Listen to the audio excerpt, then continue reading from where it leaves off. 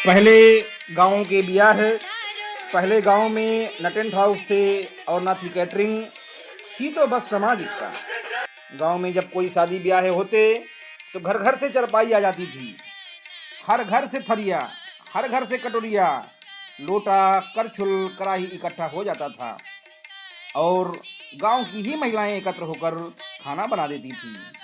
औरतें ही मिलकर दुल्हन तैयार कर देती थी और हर रस्म का गीत वगैरह खुद ही गा डालती थी। तब डीजे अनिल, डीजे सुनील जैसी कोई चीज़ें नहीं होती थी और ना ही कोई ऑर्केस्ट्रा के पुअर गाने होते थे। तो बस देसी हिंदी गीत, बघेली गीत, सुहागवा गीत। गांव के सभी चौधरी टाइप के लोग पूरे दिन काम करने के लिए इकट्ठे रहते थे।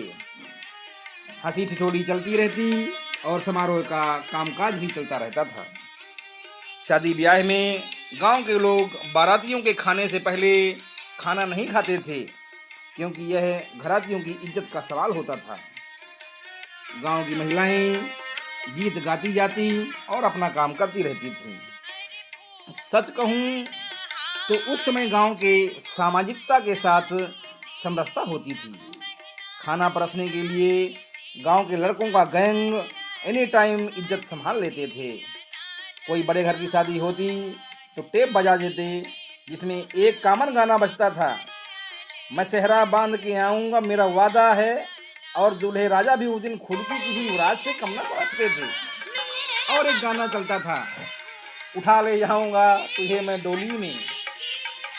और घरातियों की तरफ से अक्सर ये गाना सुनने को मिलता था, आए हो दुल्हन लेने दुल्हन को लेके जाओ।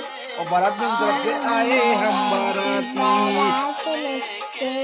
दूल्हे के आसपास नाऊ हमेशा टैम टैम पर बाल झाड़ते रहता था। कंघी से टैम टैम पर काजल पाउडर भी पोत देता था ताकि दूल्हा सुंदर लगे। फिर द्वार चार होता, फिर शुरू होती पंडित जी की महाभारत जो रात भर चलती। फिर कोहबर होता, ये वो रस्म है जिसमें दूल्हा दुल्हन को अकेले में 2 मिनट बतियाने के लिए दिया जाता। लेकिन इतने कम टाइम में कोई क्या खाक बतिया पाता था। फिर भी क्या दिन थे। सवेरे खिचड़ी में जमकर गारी गाई जाती। यही वो रस्म है जिसमें दूल्हे राजा जेम्स बॉन्ड बन जाते कि ना हम नहीं खाएंगे खिचड़ी। फिर उनको मनाने कन्या पक्ष के सब जगलर टाइप के लोग आते।